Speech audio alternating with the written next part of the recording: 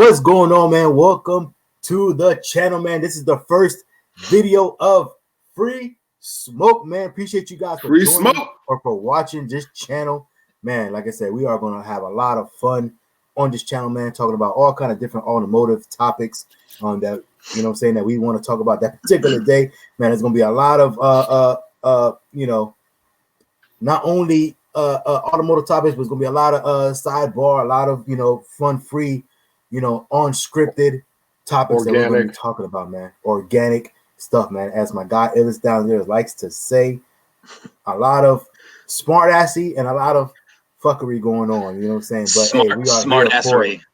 Smart assery. There you go. But hey, with that, man, I am your boy FaTKaT. I'm your boy FaTKaT, man. Of course, next week we got that way next to me. I gotta get used to this camera thing. Next week we got Modern Day Muscle.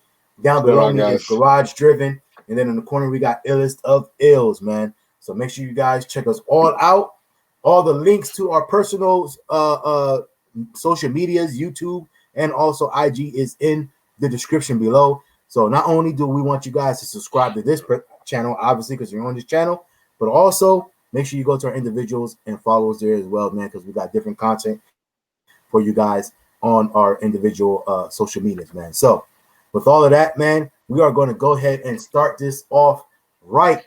And I got a question for you guys. With the new Superstock that's getting ready to be released, would you guys buy a Superstock over a red eye? No. I think I'd go for the red eye. Yeah, same way. I'd rather red eye. I think the difference in what's the price supposed to be for the Superstock? I don't remember what it was. 81,000 starting. And what's the new price for a red eye?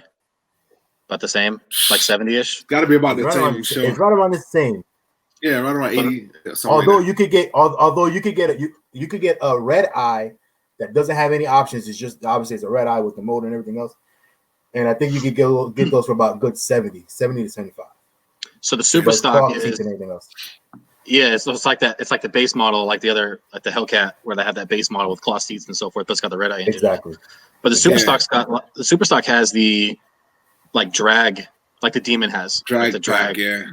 It's almost like the 1320 Scat. Yeah. So are you going to daily drive that? You know what I'm saying? That's the way I would. That's my thing. What am I using it for? You know what I think? The Superstock is for those individuals out there that they live for, you know, being on the top all the time.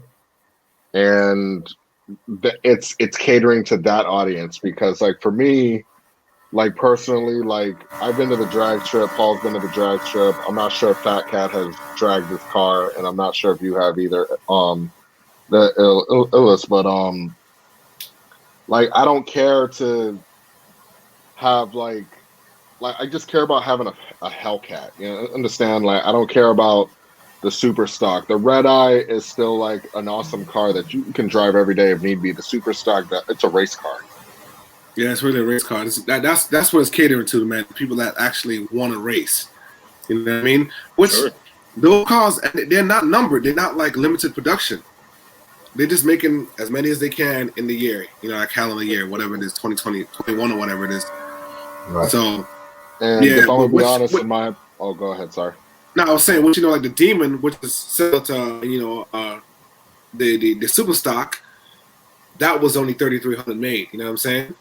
So basically, like, yo, that Superstock is gonna be just like a car that anyone can have, and it's like a race car. So I mean, they kind of give people away, you know, what the Demon was, and anyone can buy it now. You know what I mean? So I don't know if that's gonna affect the Demon also, like, you know, the price of having a Demon, or, you know what I'm saying, the rarity of having a Demon, because the Superstock is so similar now to Demon. Right. I wondered what was going to happen when they released the Superstock. I wonder if it was going to piss off all the Demon owners, and of course they had to know that before. Because what's the Superstock, like 804? The Demon's at what, 840 or something like that, right? I think it's no, Demon's 840, and I think 807. 807 is what the Superstock is. It's 840 on race gas though, right? Yeah, but on the sticker, the advertise is like 804 or 807 or something, 80 something, right? And I think the Demon's 840. So 840. you're still the top dog if you have a Demon, of course, unless you're one of those that like modded the shit out of your Hellcat or something else like some of these guys have, or even the 392s that have modded theirs out that are faster than Hellcats and things like that. So I think the super stock is it's a flex basically, because anyone that's serious about the track is going to buy that car and then just keep going with it. You know what I mean? They're going to add more and more stuff to it, but it's just like saying you have a Demon. Demon's awesome, and I'm sure we'd all take one in a heartbeat, but I don't know if you would daily drive a Demon. I'm sure some people do. I mean, if you have it, you got the money, then flex every day, all day with that, 12 miles per gallon. But the super stock, I think, was like that point where the red eye, for me personally, I think is more of a daily driven, all day, like we do our cars. You can just drive it all day, do whatever you want to with it. Whereas a super stock is like, it's just purpose built, So if you got the money and you just want that flex, then shit, yeah, do a super stock. But I don't know. I think the red eye is just more of a daily driver, in my opinion. The other thing I don't like about the super stock, which like I looked at it and I don't know, when I look at things, I'm always like skeptical. The term super stock, like it just, I don't know. Maybe I might not know too much about why it's called that, but I just don't like the name. And then I get why they didn't go the SS route, because then that would be comparable to the Camaro SS. But to me, super stock, like my shit is stock. What is that? You know what I mean? Like, what is that? You know what I mean? Yo, bro, I got the Hellcat super stock. You know what I mean? Like, that doesn't, like, it's like think about this from like a name perspective. If you're not a car person, do you want the Hellcat Red Eye or do you want the Hellcat super stock? If you didn't know nothing, be like, yo, is your car stock? Nah, bro, it's super stock. Super stock, man. Yo, but what's the one that they made? The one that was it came with like drag wheels, came with like slicks, and I want to say it had like a parachute already on it. That was that model that they came out with. What is that, man? It's got like the old school kind of Mopar colors, like the red and blue and white, right? I know what you're talking about, man. But the it's like Mopar edition. But it's I don't think it's a Hellcat. It is a Mopar edition. It's a 392. It's a 392. Yeah, the Mopar edition, right? Yeah. It was like that navy blue joint. It was like white with like a red and blue stickers stripes, and something like that. I think it was a 392. I think it's a Mopar edition. Yeah, it's a 392 for sure. And it has like a drag set, like a parachute. Yeah, it has the Demon. I think it has a Demon suspension on that car also. So it's I wish it could transfer like it needs to. Yeah. So my opinion on all that is like I think it's exactly everything that you guys just hit on. Like, what is it exactly that you want to do with the car? So as a matter of fact, like I said, we was at the little community car show yesterday, and this it's like as soon as we parked, like this girl with her family came up. This young girl, she was 14 years. I had to ask her how old she was. She was 14 years old, and she came to look at our Chargers because she was, she was interested in them, right? And the father was like, "Oh yeah, she wants to get a Demon." Like, what? Like, she wants to get a Demon when she's like old enough to drive. And I told him, I said, well, look, let me tell you, one, there's a flex. I said, one is a lot of money. I said, but two, the main thing is, I was like, do you ever see Demons on the street? No, you don't see Demons on the street just driving around. You see him at the track, maybe, or you see him parked in the garage. That's it. I was like, because a Demon, I was like, especially down here in Florida. Now, we are all in Florida. You know what I'm saying? For all you guys that are watching out there. But if you live in an area that rains constantly and things like that, anything that comes out the factory with slicks and things like that, you are not driving, because you are forever going to be trying to keep that car out the ditch. You know what I'm saying? So it's ditch snap. It's the same thing with the super stock. So, and to me, there's not enough difference between a red eye or a Demon, right? Because you got the red eye here and you got the Demon there. That car right in the middle is not enough difference from either the Demon or the red eye to be like, yep, that's the one I want. Right. You know what I'm saying? It's either I go for the red eye or I go for the Demon. Either way. But like I said, if I'm going to drive every single day, or the days that it's available to drive every day, that I can drive it whenever, I'm definitely going for the red eye versus that super stock, man. When you're looking at Demons now, if you can find one that are 150 140, 150, 160,000. They for the right now with like a couple thousand miles or whatever. It's just obviously they're not making them anymore, so people can charge whatever they want. If you really want to say I own a Demon, which all right, it's a cool flex, but yeah, I mean, as far as daily driven, I mean, honestly, I don't think I've seen in my Orlando area, I don't think I've seen a Demon out on the road. I mean, I like what you said, Captain, probably at the track or something, but you know what? The other one, driven. Yeah, I was on I-4 the other morning. I saw one go by. I was like, that was a Demon. And he was probably trying to get home as fast as hell before the sun rain started coming out. Yeah, he's like, I need to get home. About to say the first Demon. What, man? About to say the first Demon I saw was SRT. It's just at the Horsepower Wars. He had Demon out there before he cracked his death. But they had a twin turbo that they also had that what's her name drove on the dyno. The twin turbo. What's her name? Right? Yeah, it's a twin turbo Demon. Oh yeah. What was that girl's name? Leah Pritchard or something like that. Leah Pritchard, yeah, that's her name. Yeah, she had the twin turbo. Yeah, she races. I bet that's nasty. Yeah, that thing is nasty. The turbos in the front, it is disgusting. It was disgusting. They had that. Speaking of demons. Oh, go ahead. No. I was gonna say there was I can't remember the name of the company. They built that charger, that all carbon fiber charger that was twin turbo. I think the whole shell of the car was like all carbon fiber. That thing just. I think it's like a wide body, right? They did, right? It could have been. I just remember the whole body of the car was carbon fiber, but it was twin turbo and it was all wheel drive. Insane. Speed Core, I think, is the name of the company. I can imagine that thing on the track. And it was all wheel drive, full carbon fiber body, twin turbo charger. So I can only imagine what that ride is like. You know what I'm saying? But go ahead, Kat. Hey guys, but speaking of demons, there's another question I want to pose to you guys. Now let's compare the three big American manufacturers. And granted, we're all Mopar guys, so let's go ahead and put take the partial out of it. Yeah. Now we all own Mopar. I don't want to say we're Mopar guys. True, you're car guy. But we all own Mopars at the moment. Yeah. Right. Currently, we all Mopar owners. We all own Mopars, right? But let's compare the three big American muscles in the United States right now, right? Obviously, American muscle, right? Would you go for, if you had a choice and somebody was going to give you keys and say, look, you can pick any one of these keys and the car is yours, no strings attached, this is yours. Would you go for the ZR1, Corvette ZR1? Obviously, the C8 is not out yet, but let's hypothetically think we got a C8 ZR1 out there, a Demon, or a GT 500. What would be your choice and why? Go ahead, Jordan. Let's hear from Modern Day Muscle first. I would have to go with the Corvette ZR1, man. Why is that? The reason why is besides the phenomenal horsepower it comes with, the handling on that car is amazing.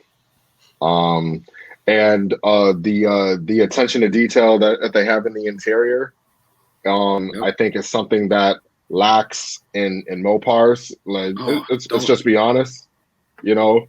I don't think the Mopar interior is bad. It's just when you look at other interiors, you see where the Mopar interior could be better. We're in the 90s. We're in the 90s. They're like in the 2020. We're like in the 90s. Literally. Let me tell you something. If you go sit in a fully loaded Camaro or a fully loaded like Corvette ZR1, the attention to detail in the interior is immaculate. It's awesome in there. I mean, can I get some ambient lighting? Like, damn. Like everybody else got ambient lighting. I had to change let me go across the dash. Like how my Toyota got a nicer interior than my Dodge. Come on, man. You know, like, they got the fancy lights across the dashboard. Like, come on, man. But that's definitely good points though, Modern Day Muscle, man. I 100% agree with that, bro. Like they got a lot of updating to do, especially when it comes to the interior, man. And that means that Mopar guys have been yelling and screaming for at least the last 3 years. It's like, when are we going to get a new freaking interior, bro? Like, I want to we wait for it and it never comes. Heads-up display, please. That too. Yeah. What you think, Illest? What would you go for and why? I'm probably going to surprise myself with my answer, especially with the thoughts I had on this car when it first came out. So I am not I don't know, to some chagrin, I'm not like I don't only buy one car. I'm not a loyalist, so to say. I've had all kinds of stuff. Same here. So I'm not like a loyalist to Mopar by any means. I enjoy my car. I enjoy all the stuff that Mopar is doing right now. Ford, I don't know that I've ever even owned a Ford. I've never really been, not to like shit on the Mustang guys, I've just never really been into Mustangs. I know the GT 500 is a legit machine. What's it like, 700, something like that? So some 700 change, 600, high 600, 700 change. So the Mustang is wouldn't even be a thought to me. The Demon, like we just talked about, is purpose built. So I talked so much shit on the C8s. It looked like an NSX and something else fucked and made this. And then that's how we got the C8. So I hated that car. Like when that shit came out, I was like, dude, what? That's not a Corvette. That's a whole different car. You got Corvettes and then whatever this shit is you made. But the more that I look at them, the more that I kind of look at the body lines. Then the interior is really cool. It's kind of like it like kind of contours you in with that dash that comes down. It's a Lambo-esque interior. It's like a poor guy's Ferrari. Which is kind of what I called the 300s when they came out. It was like the poor guy's Bentley, right? But I would probably take, if we're talking about a ZR1, I know they got the Z06 coming out, and I think they're probably going to be, if I read somewhere, like some around 600 horsepower somewhere in there, the Z06s, or high 5, 600. So I can only imagine the ZR1 is going to be at least Hellcat worthy, right? In horsepower. Right. I'd probably take a ZR1. So all the shit that I talked about, C8s and all that stuff, I absolutely hated those things. And I dogged on them every time I saw it online or anything like that. I've seen some in Cars and Coffee, and of course they're all the base models, so it's like ooh wah because they're brand new. But dude, I can only imagine a Z06 C8. I think I'd hit my midlife crisis early if I got my hands on a Z06, a C8. I'd probably take that. I 100% agree with you as well. See, and actually I did this on one of my personal, on the video on one of my personal channels. Like the C8, the stock version of a C8 Stingray essentially is what it is, right? It's a base model Corvette. I don't like it. I don't like it. It's like the wheels are too small. That the ass is way too big. It looks like a rental. It looks like a rental.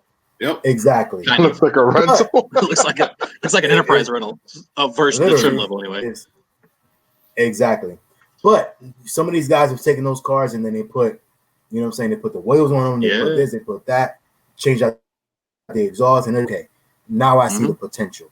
So with that being said, and I know we're talking about ZR1s, but like you said, even the Z06, when that I was kind of questioning, like, why is everybody going out to buy these freaking base model Corvettes? I know it's a brand new thing, but when that Z06 comes out, or the ZR1, which we're talking about, or even for that matter, the Grand Sport, which is basically, right, a Z06 without the motor, right? But it's going to have obviously the sport package, and it has all the body packaging of the Z06 without the motor, right? Or without the supercharger. So I'm like, when all that stuff comes out, man, that Corvette is going to look phenomenal. So I agree with what you're saying.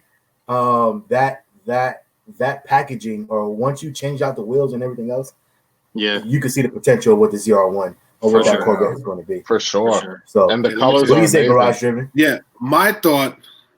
I mean, I gotta agree with y'all y'all three, man. Corvette all day, man. When I first seen it, I was like, what the hell? What did they do here? Like, I agree, man. I was like, it looks cheap. The wheels look like trash. The exhaust tips, I don't know who thought about putting square exhaust tips. That was the worst idea. In the back. Yeah, that's what I'm saying. But once you change the exhaust tips, you're gonna exhaust with the round tips. Like, it just beefs up that back end. You change the wheels, you put something with a nice offset, man, make it nice and aggressive. I saw one the other day rolling down the street. It was a red one. And man, I was breaking. We had the toggle top off, and I was like, oh my gosh. When I seen it, I said, you know what? That's a nice car. So I can only imagine when they bring out that ZR1. And if they keep that horsepower at 755, what it currently is now, I think it's going to be. It'll go up. It'll probably. It's probably that's what I'm saying. It's going to go up more than likely, but that thing is going to be a monster. Like there's not going to be many cars on the road that's going to be able to mess with that. I'm telling you, because just because of that amount of horsepower with a mid-engine vehicle is going to be crazy. I think they're going to say it like red lines at like 8,000 or 9,000. Yeah, imagine that. I don't know if the base model. I don't know if the base models do, but I know the Z06 I was reading. It'll redline at like 8,000 or 9,000. Which I was looking at my own. Like.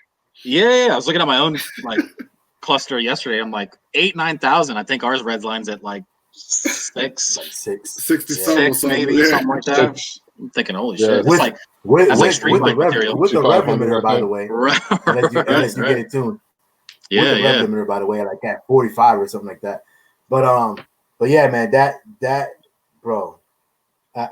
Let me go and give you guys my thing. I think I would definitely take the Corvette as well, that ZR1, man, because for everything that we all just said already and what I said before, I mean, I personally think Garage, you were saying 75, but I think it's going to be. Look, Corvette is not Ford. I don't know why Ford, like Ford is almost like, we're Ford. We don't care what you guys are doing. We're going to sell anyway. You know what I'm saying? It don't matter. We don't care. Like, we're just going to do our own thing. But Corvette is like, okay, I see what you're doing, Dodge. I got something better for you.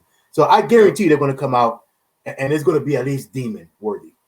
The ZR1, the Z06 is going to be what they compete with. You got to remember, keep that in mind. These Corvettes don't weigh what a Demon weighs. You got to keep that in mind. So they don't need that amount of horsepower. So even if they bring it out at 780, 790, it's 755 in the current C7 right now. Mm-hmm. So the C8, even if they increase about 20 horsepower, let's say 20, 750, whatever, 775. You know what I mean? I think it's gonna be a monster. But I guarantee of the power to weight. But you see, but the thing is, what's going to bring people to the table, right? Everybody hears Hellcat 717. Everybody hears Red Eye 797. Everybody hears Demon 840. Like those numbers is what registers in your head. So when the Corvette comes out, they're gonna be like, okay, we're gonna see something that obviously you're gonna have your loyal Corvette guys because there's loyal Corvette, customers. Yeah. But then what's gonna bring bro? Right. What's gonna bring the new people to the table? Oh man, the ZR1 has 800 horsepower or 797, and then people are gonna be like, oh, okay, that's 797. Oh, but then it weighs less. But it's going to be something that's going to get your attention. Because if you just say 750, you're going to be like, well, that's the same thing as a Hellcat. What's so special? And people are not really going to take account that, oh, wait, but it is lower. I mean, it weighs less and this and that and third.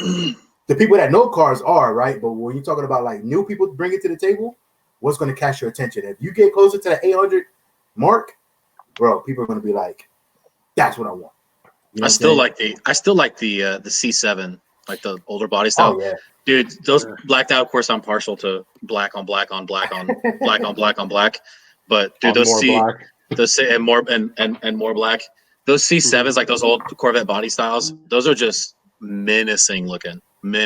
So if they can get that ZR1, if they can get that right, they'll probably have some crazy aero package, but they've got a gun for at least the Red Eye. Because if you're gonna have your Z06 at 600-ish, somewhere in there, whatever I was reading, you got to have your ZR1 at least headhunting at a Red Eye, if not more. It's probably not going to be more than that, but yeah, I'm looking at the Z06 allegedly is 2022, then the Grand Sport is 2023, and then 2024 is allegedly the ZR1. And I gotta make sure I'm right. They can't wait that long to bring that car. No. Yeah, they do. That's what. That's why same body allegedly. Style? That's why I said allegedly. Yeah. Because you got to think about. I guess Corvette. The C7 ZR1 kind of sort of just came out. But remember, you're saying 2022. That's a 2022 model.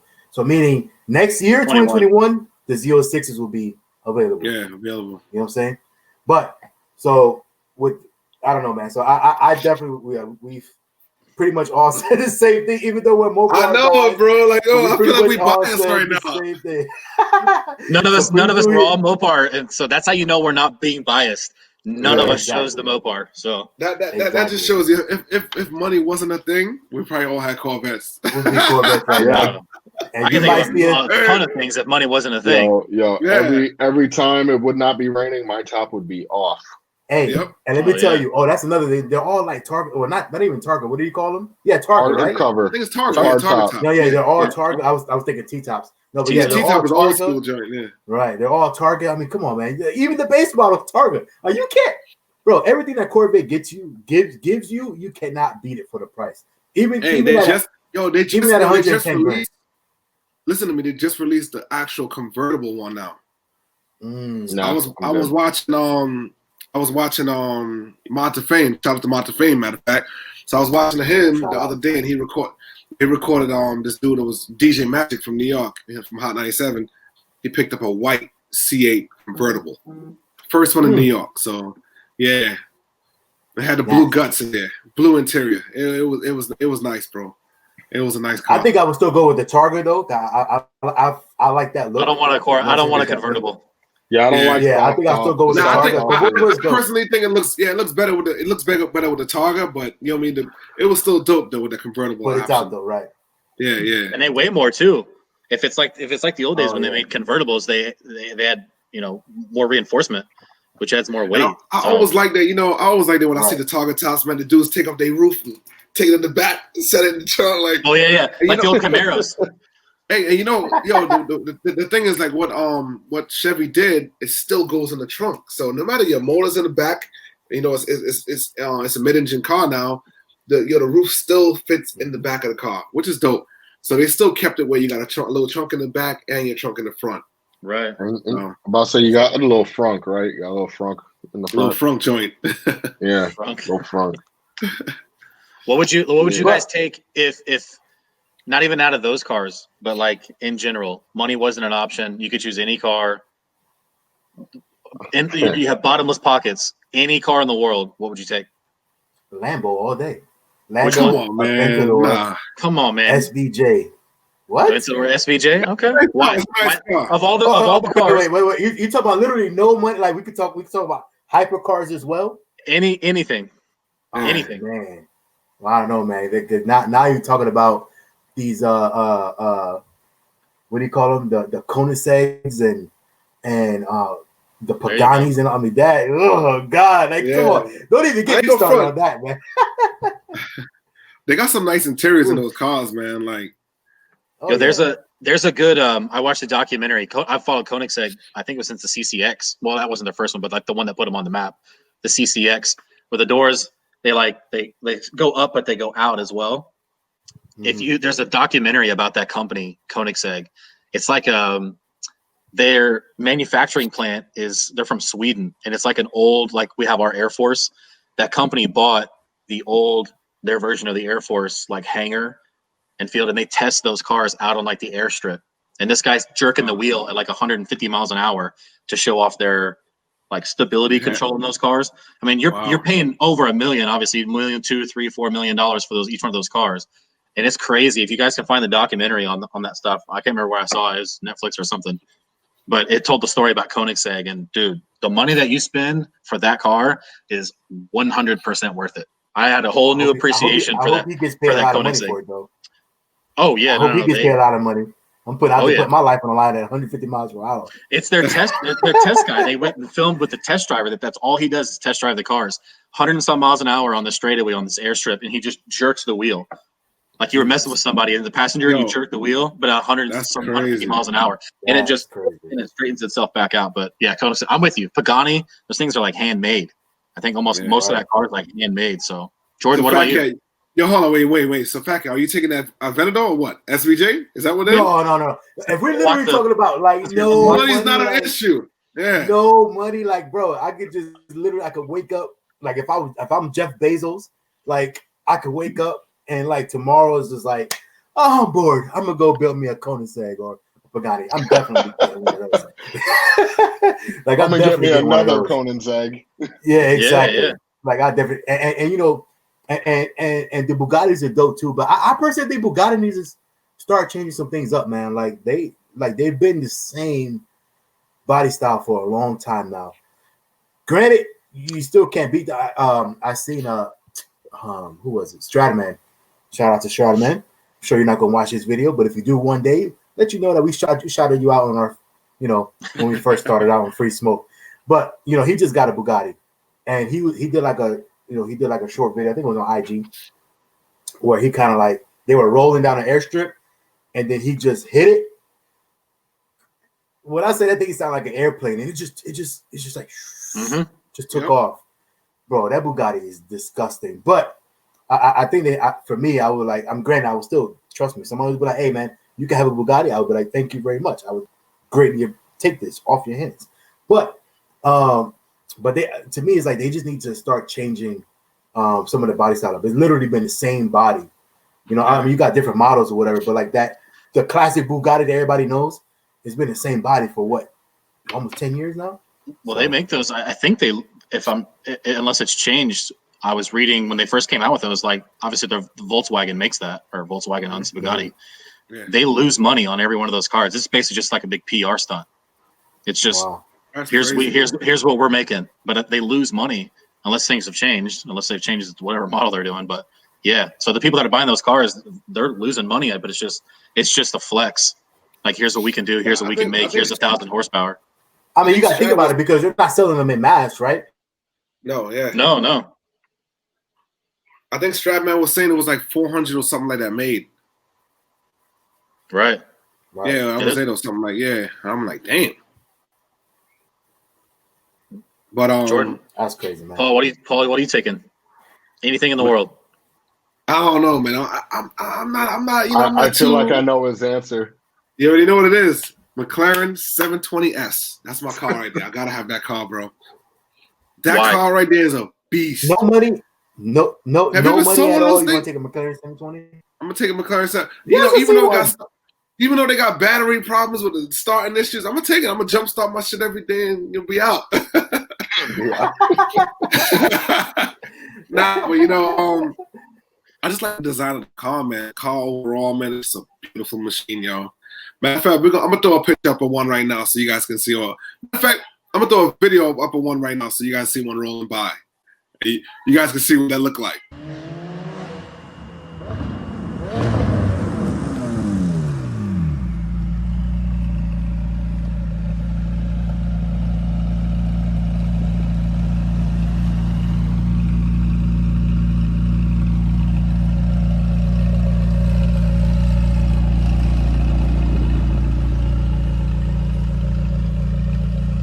But anyway, everybody see the McLaren 720S. Yeah, that McLaren 720S, man, you do that car right, it's a beautiful machine. And yo, just the way it sounds. Have you ever heard one accelerate? Yo, it sounds like a freaking plane. I'm like, yo. So I don't know. I'm with you, but I wouldn't take that over Pagani or Koenigsegg. No. I'm just saying. I'm just throwing that out there. But I like them. We're all with you. I guess I ain't that picky. Yeah, we're all with you. Paul's very modest. He's just. Yeah, exactly. I mean, he's just a McLaren. He's good. Paul's very modest. Talking about it. 700,000? Look, $300,000 car, $400,000. 300-400, nothing crazy. No. I'm gonna save the rest to. Buy a SVJ. Maybe you never know. Okay. You're right about that. I got two supercars. What would I take? Yeah, what would you take? They only made one. It's the Koenigsegg 1. It's called the 1 of 1. So if I could have any car and they would sell it to me, it would be that one. I know that they made another one. I think it was after the owner, they named it after his dad, but I can't remember the name of it. And it's supposed to be even better. But any Koenigsegg, that's it for me. Paganis are super nice. McLarens are cool. Lambos are cool. Of course, I take any of those. I mean, I drive a Dodge Challenger. Of course, I'm going to take any of those. But I mean, let's be real. But if we're in Neverland, any Koenigsegg, I think it's the perfect mix between performance and technology and luxury. Right. Paganis, I would take a Pagani. It's just I'd feel bad. Like, I take my keys when I get in my car, and if they're not in my pocket, like I just throw them in the center console, like in a cup holder. That stuff's handmade on a Pagani. Like, I'd feel bad for that dude who made that cup holder by hand out of crystal and here's my dumb ass like scratching it all up day one. You know what I mean? So a Koenigsegg for me. I think that's what I'd go with. I'm surprised that they got a cup holder. You know, a lot of those they may not. I don't even know. Yeah, I'm just saying. A lot of those supercars, they ain't got no cup holders. This is crazy. Nope. I guess you're not supposed to eat out of those. Yeah. Modern day muscle. Did you tell us? He didn't tell us yet. What would you take? Nah. What's your car? The car that I would go for if money wasn't an option. I love this car. It's gone through a couple of transformations, but currently it is called the Ferrari 488 Pista. I seen one of those the other day. Did you see on the road? I saw that. I caught that. Yeah, that is an awesome piece of machinery right there. Yeah. I've gone to the configurator site a couple of times and customized my own and stuff like that. That's a nice car on the outside and on the inside. Beautifully made. It has I believe it has a 4-piece harness as well. It comes with a 4-piece harness. Oh, nice. Yeah, so and the seats are great. Everything about that car is just thought out. You know what I mean? It might not be don't sleep. The car's fast, but when I say that it might not be the fastest thing on the road, the car can definitely hold its own, and everything about that car can be custom tailored to you. If you configure it, it's great. It's an awesome car in my opinion. But you know what I say about that, man? Like a lot of people misconstrue what Ferrari and Lambo and these car companies do. Like a lot of them are quick to say, "Oh man, but a Hellcat beats that now." Or, bro, Lambo and Ferrari could give, for lack of better words, they could give a fuck that a Hellcat is faster, Demon faster. Like that's not what they're there for. They're there for the artistry of building that machine, right?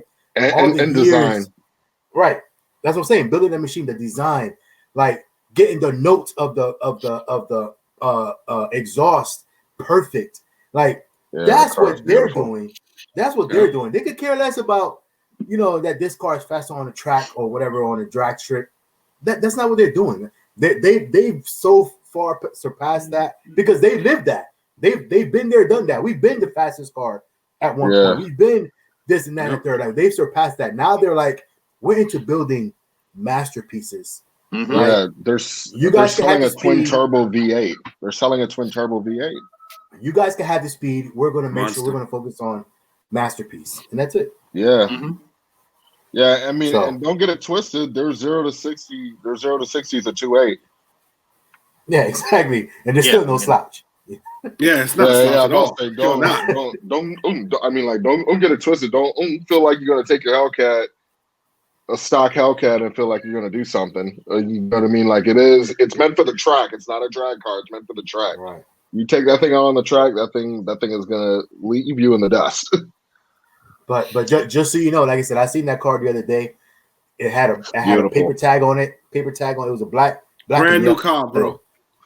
It was black. Yeah. The car was black, and the piece of stripe was yellow. And so it was nice. But I'm gonna say this. I'm gonna say this though. Like I said, it was a brand new car. I filmed it, but the guy driving it looked very, very Ferrari douchebaggish. I'm just saying. That's he fit the description to a T, bro. Yeah, that's the only problem with Ferrari, bro. They're known for their owners to act a kind of way and all that. I hate that about the name. Yo, listen, you got Ferrari money, then I don't. If I had the money for my Koenigsegg, I wouldn't give a fuck what any of you thought about me. Yo, think whatever you want as I toss the dollar bills out the stuff that's sunroof. Right? I don't give a shit. So I watched Will Motivation the other day, right? Mm-hmm. He was down in Miami. Motivation. Yeah, shout out to Will, man. So he was down. I think he went to Miami or something like that, whatever the case is. Ended up at a Ferrari dealership. He wanted to go look at some cars or whatever the case is. You have to have like a business card or something just for them to even deal with you. Yep. So I guess it's either you gotta have a business card, or you gotta have excuse my language, or you gotta have a flipping briefcase. Like, yo, hold this, yo, I got the bread right here. I'm gonna pay for this car right now. Because everybody and the brother would be in there like, yeah, let me test drive a Ferrari. I'm interested. You gotta have a business card, bro. Ferrari's known for that. That's why a lot of people go for Lambos. Because I've been to a Lambo dealership down in Sarasota, and they were mad cool. They were like, yeah, because I was like, hey man, I just want to film some cars. They were like, bro, do what you got to do. The only thing they didn't let me do was sit in the actual cars, which I understand, because they said that, you know, you would be surprised how a lot of these guys, people that buy those cars, are very picky. And if there's like a certain smell, even though they're brand new, if there's like a certain smell, or if it's like a certain like this and that, spend a lot of money, bro. Yeah, like somebody sat in that car, whatever it is, like they're like, nope. Or they say, you got to give me 20 grand off, just because it's like somebody sat in this car before. You know what I'm saying? So that's the only thing they didn't let me do. But I've heard that about Ferrari, where they're like very like you can't even buy certain Ferraris unless you've like owned other Ferraris. You know what I'm saying? Porsche, like that's how, Porsche does the same thing. Yep. Mm-hmm. But what I was gonna say is that I've been to a Ferrari dealership, and another cool thing about Ferrari, which I'm not sure if other dealerships do this, but they have their brake calipers on display. And let's just say you're not configuring your own car and you're wanting to buy something that's already there, but you want the brake calipers a different paint, they'll paint it for you there on the spot. Oh, nice. Dope. Yeah, they have a paint booth and everything. All right, nice. So let's say this, right? If we all own kind of crazy supercars or hypercars or whatever the case, right? Then obviously one of the things that we'll want to do is we're going to go to these car shows, right, to go show off our cars. So switching gears, right? let's bring up another topic real quick, another subject. Does it make sense? let's say we did have one of these supercars, or even our cars for that matter. We want to go into a car show. Does it make sense for these car shows, people that are running these car shows, to want to charge the people that's going to enter into the car show to show off their own car? Does that make sense? Because actually, I'll pose that question and we can run with it from there. What do you think, Modern Day Muscle? For the most part, I don't think it makes sense, but in the slightest sliver of that it does make sense, all proceeds are helping a foundation or a charity or blah blah blah blah blah. That's the only time I think it could make sense. But if you're just doing it just to make a profit, dude, fuck you, dude. Like, you know what I mean? Like, you know what I mean? Like, for real. Like you're gonna charge people for that, you know? But if it's going to like Red Cross or Shriners Hospital or, you know, some sort of like fund to help, you know, people or foundation, then I can get with that. I agree with you there, man. What do you think, Paul? Illest? Okay, Paul. We could go to Garage Journey. Yo, I think I feel like it makes sense, man. I get it. Like, you got to pay for the venue. You know what I'm saying? You got to all that's overhead. You got to pay for. You know what I mean? So they got to come out of pocket.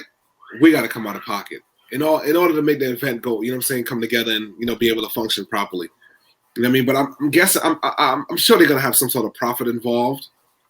But they're also giving their time to go ahead and, you know, use all these hours to put this event together, to make this event so elaborate for everyone to come and enjoy. You know what I mean? So I kind of get it why, you know what I'm saying, you want to charge and you want to feel like you want to get paid and you know what I'm saying, the end. Plus they got to have people that it's not just one man that can, you know, throw a show of that size or whatever the case is and have it, you know what I'm saying, be successful. It's got to be a group of individuals that got to come together and make sure that it happens, you know what I'm saying, and everyone enjoy themselves and go home happy at the end of the day. So I say I agree with, you know, being charged, but it should be a reasonable price though. I figure, me personally, I think $25 is more than enough to be in a show. It should be no more than 25. When you start getting the 50s and the 70s, that's just ridiculous. You know what I mean? You got some of these shows. We've been to some. You're paying $75 just to be inside the show. And then when you get there, guess what? When you get there, you're like, I want to get out of here. And then you're blocked in. You're like, you're stuck I can't in there. leave here. Yeah. So, you know what I mean? But I understand what the cost is for. But go ahead. Yeah, it's like a weird pet peeve of mine. And I think about it every time like I enter into the shows. Like I've missed a couple of the big shows in our area, like this year, just because I was like waiting on some of the new parts and stuff like that. And I was like, I'll wait. But yeah, I'm with both of you for sure, 100%. Just because to those people who put on the shows, like obviously we're all the whole car community is appreciative of all the shows and a chance for everybody to come out and hang out. But yeah, Paul, there's some that want 60, 70 bucks to be in. That show doesn't exist without our cars in it. Yep. Period. Yep. So I get charging it, but I like modern day's idea where some of that goes towards some type of charity. I think that should be, especially in these times. The world's fucking crazy right now, and I think everything should have something to do with some type of helping someone out, corona relief, or whatever. Especially right now, like I get maybe before that, but I think it's a mix of both. It's like every time I enter one, it's like I just have a hard time handing my money. Like that's like, all right, I'm paying you to put my car in that. Shouldn't this be the other way around a little bit?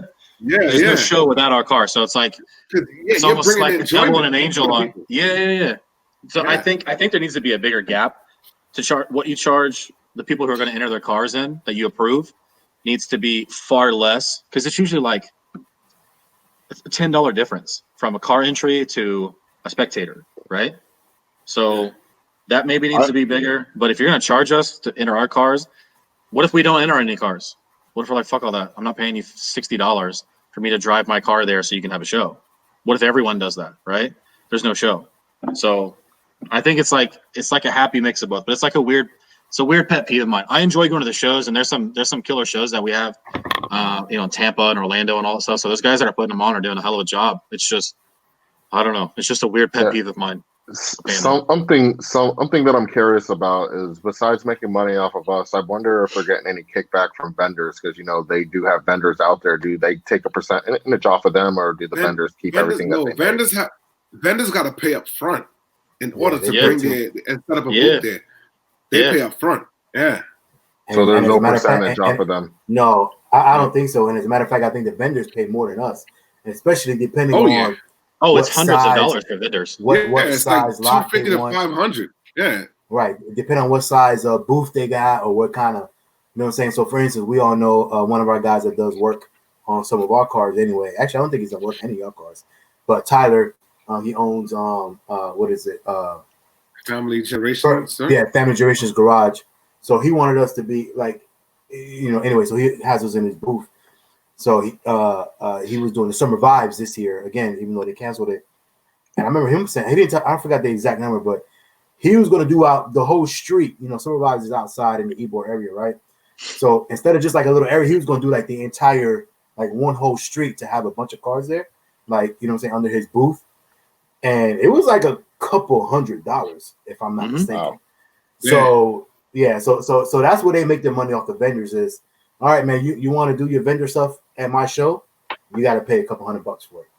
It's like paying for advertising, which every company's going to do. But I know like Clean Culture, theirs was hundreds of dollars, and there's a lot of the shows that all charge that, which I get that part. You're as a business, you're paying that much money to obviously sell some product, and then it's like marketing while you're there, and people that don't know about you, they're walking right by your booth, seeing your business and your products and all that stuff. That's like I totally get that. But yeah, I mean it's. But they got to keep their fingers crossed that, let's say they spend, let's say the booth was $400. They got to at least make $400 before it's worth their time. At least break even. No, but that's what I was just getting ready to say, because I'm like, bro, if I was a vendor, you want to get your business out there, you want to whatever. But if I was a vendor, bro, I could only see me doing, because some of these vendors you see like at every show. Like, bro, if I was a vendor, I would probably do one. Like as far as vendor wise, I would go to the shows maybe, if I'm really into car shows, but I'll probably do like one show, like a big show, and the rest I'm not doing it, because there's no way that we've all been to car shows. There's no way that any of these vendors get their money back on that's true. That, unless they might get one, unless maybe if you're a wheel company, okay, you might get somebody to come. Oh, okay, I like your wheels. I'm gonna come buy a set of wheels from you. In about a month or two. It's a lot of window shopping. It's a lot of window shopping. Yeah. But for the most part, those people that selling like T-shirts or keychains or whatever, you know what I'm saying, like little things like that, bro, there's no way you make it $300-400 back. Not that day anyway. You know what I'm saying? So, like I said, if I'm a wheel company and I could display my wheels, I consider myself worth it because you may not make it that day, but you might get somebody to be like, yo, I like this company's wheels, and then you might get a sell off of that in a month, 2 months, 3 months, Yep. and they'll So come that might back be worth to it then. Yeah. It'll be worth it, right? But So it's a numbers game. It's a numbers game like everything else is. You know, you put your business out there, and so many people, so many people are going to be at this location from this time to this time, and your business is out there, and they pass, and then like you said, a month later, they buy $2,500 in wheels, and you just made your money back. You know what I mean? But like I said, go ahead. I was gonna say there's a lot of companies out there. Like I remember the Winterfest show that we were all at last year in Lakeland. I don't remember the name of the company, but they had like products and stuff like for our airlift management system, like plates, like face plates for that you can swap out. Unfortunately, their prices were just utterly ridiculous, so I didn't really look into it any further. But I wouldn't have known about them. I wouldn't even have known about some of the products and stuff that they were offering. So it's good that those companies are doing that. It's like easy marketing. They're paying a little bit, but if you can make that back, it's sometime in this fiscal year as a business owner, it's totally worth it. But it gets your name out there to the whole car community in the area for sure. Well, but like I said, for me personally, I might do one, maybe two, because that's $1,000 right there worth of marketing dollar, advertising dollars that you're doing, just going to the shows, not everything else that you're doing.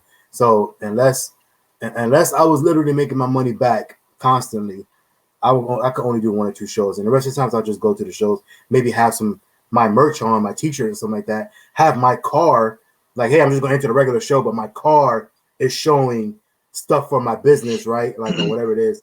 But that's it, bro. Like, I'm not doing 3, 4, 5 shows and spending a couple $100 each time.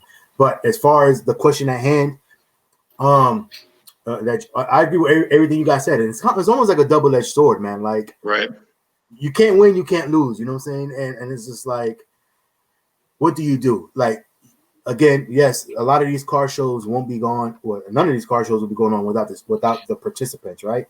Mm-hmm. But at the same time, just like Garage Driven said, they got to pay for the venue, and some of these venues are expensive, man. Like some of these guys, it's like some of these guys here, for instance, or here in Tampa, they put them on at the convention center. Like, that ain't cheap. No, that can't be cheap. That's not cheap. So I guarantee. Actually, I think it was like $5,000, if I'm not mistaken. When I talked to the guy who put it on, it was like almost $5,000 just for those guys to reserve that, just for the venue center. Yeah, and they gave him like literally like one little strip of the room.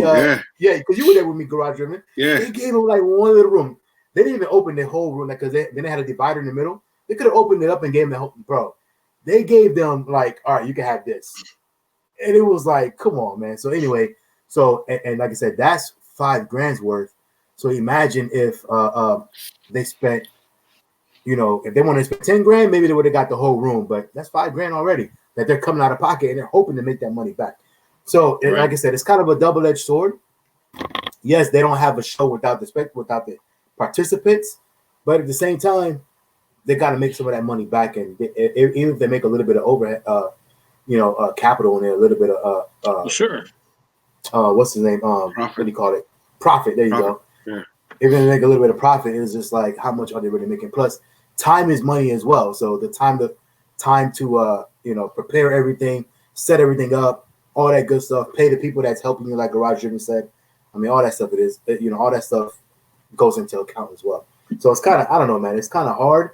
I get what you're saying, Illest to Ills, but at the same time, if you were doing something, of course, like you would have wanted to be like, yo, I'm wasting, putting hours and hours and hours and hours and hours of man hours of effort, and I don't get nothing to show for it. You know what I'm saying?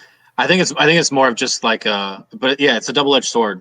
It's the principle of it. Like, I wouldn't put on an event, I mean, unless I knew I was going to break even, but to obviously make a little bit of money. That's basically event planning, is that business. Right. So yeah, I mean, I totally get it. I'm definitely not coming from a spot.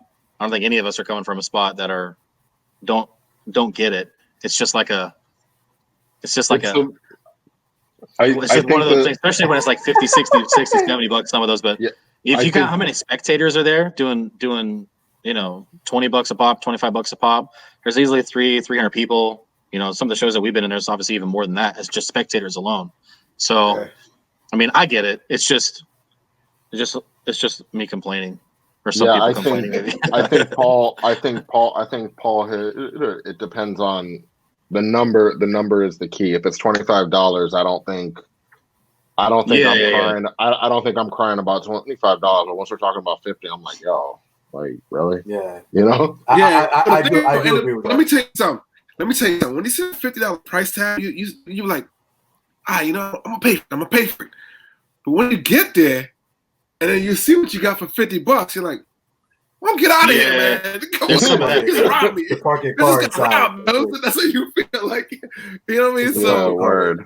Yeah, that's kind of where, you know what I'm saying, you kind of, in the end, you kind of feel like, this wasn't all that. It wasn't worth $50. Right. Especially all the time now I've put in to make your show successful. There's been some of that too. There's been some of that too. I'm not going to name any shows. And for God's sakes, bro, if you just happen to be one of those guys that put on events and put on car shows, I think I can speak from all of us and say we greatly appreciate you. I'm gonna look directly in the camera. We greatly appreciate you. Mm-hmm. But for God's sakes, could you guys stop hiring these DJs that want to literally act like we're in a club and blast the whole freaking area? No one's dancing. No one's dancing. Especially if it's an inside car show, like we've been in a couple of those, and you can't even hear yourself talk. Like you can't even hear yourself talk literally to the guy next to you because it's the speaker's so like loud. Facing my head to the side. It's so loud. Like, what? Please stop doing that. Nobody's there for the music. Nobody's there for the club. We're there. Everybody's there for the car show, looking at cars. Well, not only do you have that, you have the DJ playing the music. Like, just I feel like I'm old now, even saying it's too loud. But it's like anyone would say it's super loud. But then you also have the guys. I don't know what we're calling that. The guys that build like the big speaker platforms that are the size of my house, and somehow that fits on their trunk. And you got like them competing. How. You got like 5 or 6 of them out in the parking lot competing. So it just sounds like a damn Mexican noise. Wedding out there with like 18 different tunes going on. It's like, yo, somebody turn that shit off. Like, one of y'all turn that shit down, please. Oh, you know, whatever happened to, like, you know, I grew up in Brooklyn, and we would have like what they call sound clash. So it would be like a block party, and it'll have 2 different or 3 different sounds. You know, like these guys would bring out my brother owned he owns a freaking whole sound system, right? So we would have ours out. Another one would be there, and there would be another one. Take your freaking turn and play it. Right. I can't make out anything anyone's saying. Exactly, because everyone's playing at the same time, and it's the same shit. It can't work like that. Like, you got to schedule like that. You play, I'm going to play. Exactly. It's crazy, man. Slow it down. Take your damn time. Play one at a time. That's it. I never saw any of that until like a year or two ago. They can't, bro. You want to know why? Because they gotta let you know that they're the loudest, so they're gonna play the. We know, like we get it. I'm literally standing right next to you as you're playing it. We get it, bro. We get it, bro. But yeah, man, that's so. Like I said, that's definitely a double-edged sword, man, and it could go both ways. And like I said, you don't want to have all your effort, you know, and not show anything for it, but at the same time, so I you know, you don't want to like you said, it was like. There is no show without us. So I think the only common ground there is for the people that are participants. You just gotta make sure it's a reasonable price, man. I think we all agree. Right. That $50 mark is like right at that threshold where it's like, come on, bro, seriously. Right. And you know what I'm saying. And but that's like the most, and that guy would be like, okay, this is a dope show. It's a dope venue. It's a dope whatever. I can see myself paying $50, but I'm not gonna pay $50 to go to the freaking garage next door to go show off my car. You know what I'm saying? So no, and it's not a matter of us all having $50 to do it. Let me just put that out there. We've all got way more than that into all of the fucking modifications in our car. It just comes down to the principle of it. Yeah, I can pay you $50. It's not a problem. However, it's like, really. Right. But just as you say, Kate, yeah, we're all real appreciative of the people who put on the show. Let me tell you something. Nothing like that. But it's just principal part. It comes down to, you know, when I get there, I feel like I paid $50 to be held hostage at the end of the day. You want to leave see that? Good. I say you can't. FaTKaT froze. Somebody froze. He froze. Yeah, you can't tell them you want to be the last one there. It's like if you're there, you get in. You're stuck, so you better be riding that thing out for from whatever it is, 8 a.m. or 10 a.m. in the morning. So when it shuts down, 7 to me. So don't make the mistake that I always make, which is forgetting my chair to sit in. I do that so much, bro. I forget that. I always forget the house. I leave the house without the chair. The last indoor show when I forgot my chair, I was sitting on the floor. Yeah. I was not happy. I was like, damn. It was whatever. I was like, damn. Hey, but FaTKaT was over there showing off. He was showing off with his chair and shit, like lounging back. Like, I always got chairs, man. Look, I'm a soccer dad, man. So we always got chairs, umbrellas, everything in the trunk, ready to go. Cat's got chairs, coolers, by the way. Coke, he got sandwiches. He's got a little mini grill back there. Yeah. Oh, soccer dad, man.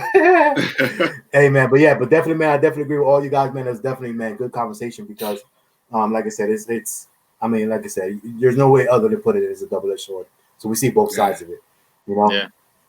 But it's a good point though. Held hostage. We've been there before, where it's just like, God, like I'm ready to go, and it's an 8-hour day, and it's just like, gee, why did I even enter into the freaking car? All right, you know, I'll say one more thing. People that might be watching this, I'm frozen. I'm back. You're good now. I'm back. Now let me stop. So the people that's watching this right here, if you're going to a show as a spectator, keep in mind you might get there at 11. You know, you might eat the show. Let's say the show starts at 11. You arrived at 11:30. The show goes till 4 o'clock. So you stay till the end. Mind you, the people that paid money, we've been there since 8 or 9 a.m. So then you got to keep that in mind. So we're paying $50. We're arriving before the show starts. The show starts at 11. Our arrival time was probably 8 a.m. So now we're doing 8 to 4. Well, probably 8 to 5. Because by the time we get out of here, they got to kick y'all out first. Then we can get out. So that's where we're complaining. We're complaining a little bit. But now, you know what I mean? I don't like it. But we got to live with it, I guess. Right? We can't control it. Nothing you can do. You're locked in. I'm with you, bro. I'm with you, bro. But hey, man, I want to switch gears one more time, man. And again, because we're all, if you're watching this video for the first time, if you don't know any of us, we are all currently Mopar owners. We got two challengers, right? Man, right here. Two challengers. Yeah. And then we got 2 Chargers right here, man. So we're literally Mopar owners, and but we're not Mopar. I don't want to say loyalists. We're not loyalists. That sounds bad. And we're not, you know what I'm saying? But we like all cars, basically. So Dodge gonna hit us with a cease and desist. Like, yo, what? I gotta sell those cars. No car. Oh, you spent money on our cars. I don't know what the fuck you're talking about. But we are car guys. So we like we've all owned different kind of cars. But right now we just so happen to all be Mopar owners. So I want to ask you guys another quick question, man. What do you guys think of this merger between the Chrysler, right? FCA, right, and PSA? What do you guys think of that merger? Actually, I'm going to let Monday Muscle take this topic, take this subject at hand, because he's the one who brought this up. So I don't really know much about it. So the people that don't know, and for the people that don't know that's watching this video, man, I'm gonna go ahead and let Monday Muscle explain what that merger is and what it all entails. That's him over there. Him. Yeah, him. All right. So yeah, the PSA group, for everybody that doesn't know out there, it's those other car brands that are overseas, which I'm pretty sure the link will be up on the screen as I'm talking. But it's I can't necessarily pronounce all of them. Like one is Pegoat or PEUGEOT. Peugeot. Yeah. So for them, right, and a couple other brands, right. So basically, the whole topic is, I'm not going to go into my opinion first. I'm going to lay out the facts, and then I'm going to talk about my opinion, and then ask for you guys' opinion.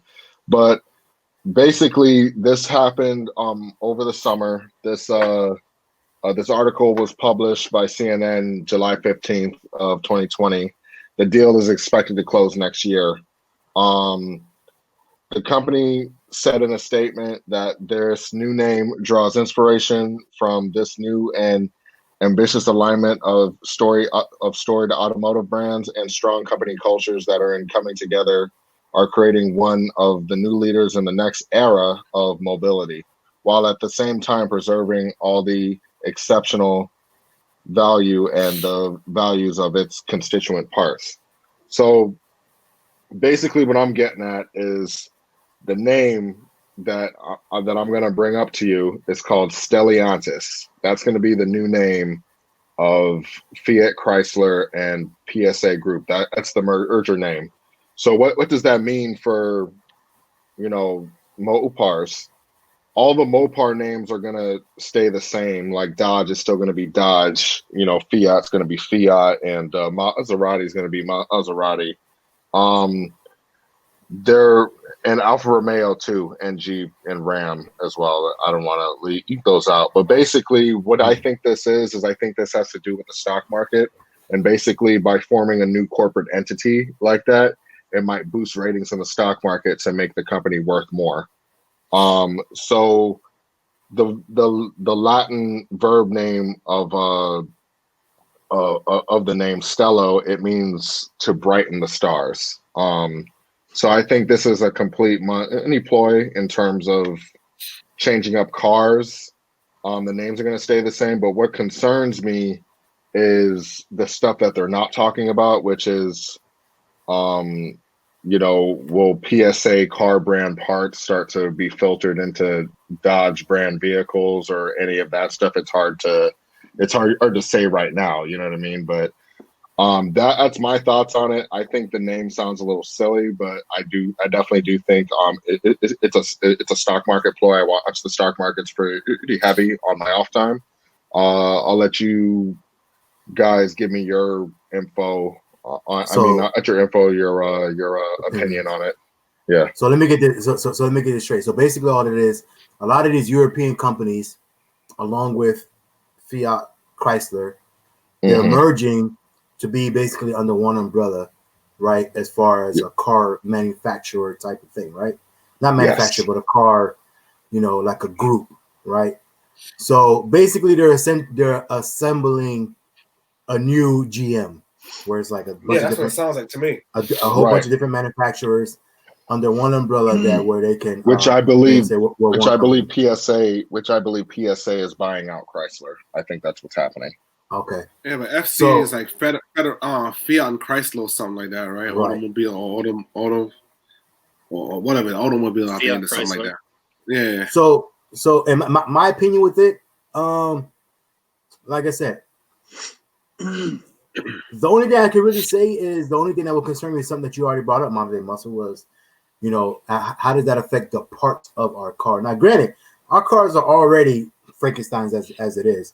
They're called American muscle, but the car is built in Canada.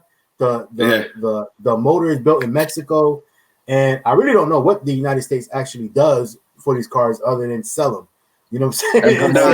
I know what they do. They put the trunk spoilers on, little stuff like that. And then it's even worse. And they give it a wash, and then and then it's even worse for Maserati owners, because Maserati owners thinking they're buying Italian luxury, and the interior is made by Chrysler.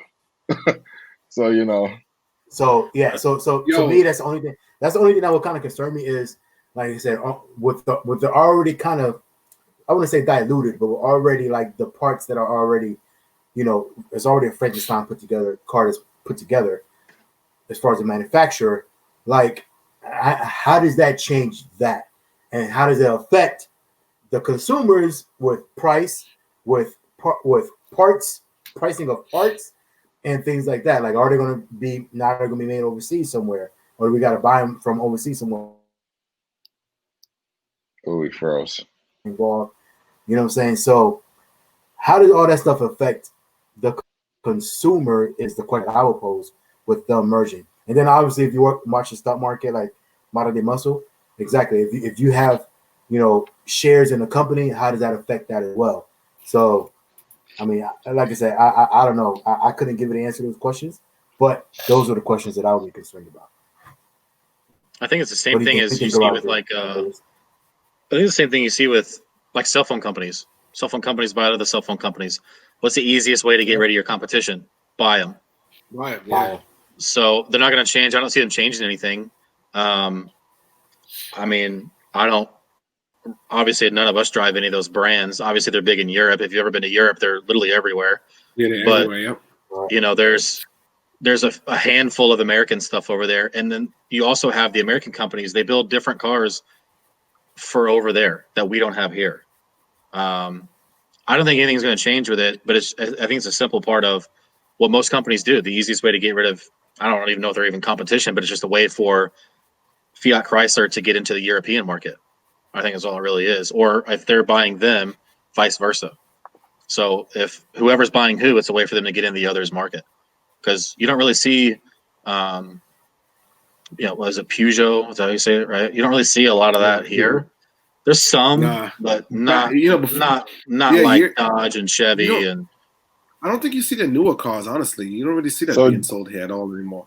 But they were big. Go ahead. Yeah, they were big years ago. Like, I remember in the '90s, I used to see them things run up and down New York City all the time. Like, you know what I mean? It wasn't that common, but you would see them. Now, right. I can't see those cars anywhere on the road. Like, especially a new one, you don't see them at all. So. But I'll say to Illest's point, in the article it does say that Chrysler has been through 2 other mergers in the past 25 years. So, wow, this might be regular programming. You know what I mean? This might be nothing. You know what I mean? But what I definitely think that they're trying to make their market value in the stock market more appetizing, so people buy in and they go up that they go up in value in the stock market. That's what I think that they're doing. Right. What you say? We should buy stocks right now. Say what? So what you said? We should buy some stocks right now. You let me stop just messing with you. Hey, you never know though. Hello, let's see. Stellantis stock price today. You're doing the research right now, live on you guys. Now, bro. Live, man. Well, since it hasn't been official yet, I don't think it can be bought, but it seems like it's at 30 cents a share because it has not been official yet. So I don't think once it goes live. Once it becomes official, that's when you're going to want to hop in there and buy up shares. You know what I mean? But I'm pretty sure it's not going to be 30. There's a lot of factors in there. Yeah, right. There's a lot of factors in there, and one of them is November 3rd, regardless of whatever side you're on. That's a factor. Yeah. Oh yeah, absolutely. The stock market is definitely tied to the political climate, in our country and also the climate. I mean, in the world too. It's all the stock market is a direct reflection of that.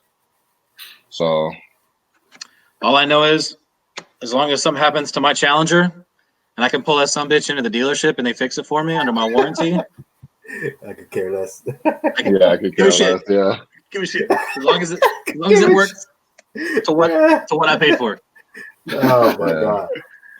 Oh my god. Garage River, you got anything else to say about this? Nah, I'm good, man. That's it. I don't know. I don't really know much about it, but I'm gonna take Jordan's advice though. I'm gonna look into the stock market and see. Oh god. Well, hey man, for everybody out there watching on YouTube, man, I appreciate you guys for watching all the way to the end, man. This is our first, official podcast video, whatever you want to call it. All in one group discussion. Call it free smoke. Encompassing, yes, free smoke, man. So if you made it over to the end, man, we greatly appreciate you guys. Man, we're going to be trying to do this or putting out these videos literally on a daily basis, if not every other day. So man, just stay tuned because we got a lot more free smoke coming for y'all. Yes, sir. Yes, sir. Yes, sir. But also with that, man, again, down in the description below, man, you guys have all of our social medias, individual social medias, right? So some of us have YouTube channels, some of us have IGs, some of us have both. But man, all that stuff is going to be down in the description. So we appreciate if you guys not only subscribe, obviously hit that notification bell on this channel for sure, if you're watching this channel, but also make sure you guys do that for our individual channels as well, because obviously there's different content on there, man. You guys can kind of follow us individually as far as what we're doing with our own personal cars and things like that. And you know, one of those days when we get those Koenigsegg's or Paganis or McLarens, you'll be able to see that. You're gonna see that right on IG. Ferraris, Ferrari pistas. You're gonna be able to see that all firsthand, man. So make sure you guys follow us individually, and we put all of that individual content as well. And we're gonna be giving each other the smoke on the track, because we get cars like that. We're gonna go to the track, man. We got to battle it out. Well, I don't know about that. I don't know if I'm beating up on my come on, man. We need to I'm about to say, a FaTKaT. I still need my run. You know what I mean? We need to have a Charger versus Challenger. What's good? I don't beat up on my $50,000 car. You think I'm gonna beat up on my $1 million car? Come on, bro. Come on, man. Bro, we gotta be like drag time. We gotta be like drag time. If you can afford that, trust me, you gonna drive that. The maintenance alone on the Bugatti is like 20 grand. I heard. You know what I'm saying? Like, take it in for maintenance, like oil change, brakes, and that's this a slow and that. Tuesday for that car, I would imagine. 20 grand. You'll be okay, bro. You'll be all right. All right. We're gonna just dash it out, yo. Hold on, man. All right, that, man. All right. If that's the case, I'm gonna start. Anybody to come to the track, to the drag strip or whatever, to come watch me race, I'm gonna be just like these car show owners. I'm gonna charge everybody to come see me. I'm gonna charge everybody to come see me so I can make some of that back, so I can go fix it after I'm done beating up on it. You know what I'm saying? But you might need that $5,000. Hey, yo, you might need that $5,000 oil change after that. Exactly. You gotta go straight. You gotta go straight there. I just can't think. Why would an oil change probably be like $5 grand on something like that? Why? Because they know your dumbass just spent $1 million on the car. Exactly. They can charge you whatever they want to. All of us, if we did that. Hey, let me tell you something, man. Hold on. Let me tell you something. My name stands for itself. Y'all don't even know, like garage driven. I got something like that. I'm gonna be in my garage changing the oil. I'm gonna be the only one. You think? Okay. So you can't figure out what a damn drain plug is. You know what I'm saying? Yeah. Like, yo. Until your next manicure that you have to go get, it takes an extra hour to get the oil out from under your fingernails. Yeah. You know what I'm saying? Like I said, there's probably some like special code you got to punch in just to get a freaking. I was about to say, Paul, those cars are built differently, bro. Yo, they're all the same. But I will say this though, not too long ago, about 6, 7, 8 months ago now, something like that. Me and Garage Driven, we went to Texas. Shout out to Demonology and Duckmaster. We went out to their function that they had over there, and there was one 720S that was there. And let me tell you, everybody used to prepare. Everybody was going out, burning out, doing all this stuff or whatever to go run their cars. And this 720S was sitting there, lifted up with tire warmers. That's it. Yep. That's it. And this car, I think he ran probably like 2 or 3 times. And every single time, it was Drag Times is the one that drove it, but it was a car. It wasn't his car. It was a car that was bought there for him to drive. Yeah. But every single time they ran that car, like I said, everybody burning out, everybody whatever, man. He would just pull up. He'll pull up, sit at the light. That light turned green. Boom! Whoop everybody's ass. Come back. Smooth criminal. It was running 9s all day, like 9-1 or 9-2. Bro, he'll come back, put it up on the jack, tire warmers again, and like 2 hours later, you see him come back on the track again. No burnout, everybody burning out, doing crazy. He just it's a different horse. Roll up, horse. that tree goes green, whoop everybody's ass. And bro, let me tell you, after that, everybody loading up cars and this and that because they all freaking modded to the craziness, right? Obviously modded to the top level because they running on the track. Bro, this dude got in that car and just drove away. 720. It's like it was nothing. It's a smooth criminal mode, man. About to go, and it was white, by the way, too. Yeah. And I was like, this guy just literally the man was handing ass. And now he's about to go home, pick up his wife, and go to dinner. Yep. Like nothing happened. Yep. Just he was out there handing ass whoopings for free. Yeah. But yeah, man. Hey, but that's all we got for this video, man. I appreciate you guys for joining the first official video. Appreciate you guys for watching this video, man. It's been fun. our first one, inaugural video, I guess if you want to call it that. You know, so we got much more to come, man. Again, I am your boy FaTKaT. Next to me, we got Modern Day Muscle. Down below me, we have Garage Driven, and then in the bottom right corner, we have Illest of Ills, man, who just got some new wheels. Damn that, yes, sir. And a new vinyl wrap. New wheels, man. And a new vinyl wrap. So make sure y'all go check him out on his IG. Again, everything will be down below, man. Make sure y'all check us out. And we out of here, man. Appreciate y'all for checking in. We out, man. Later. Peace.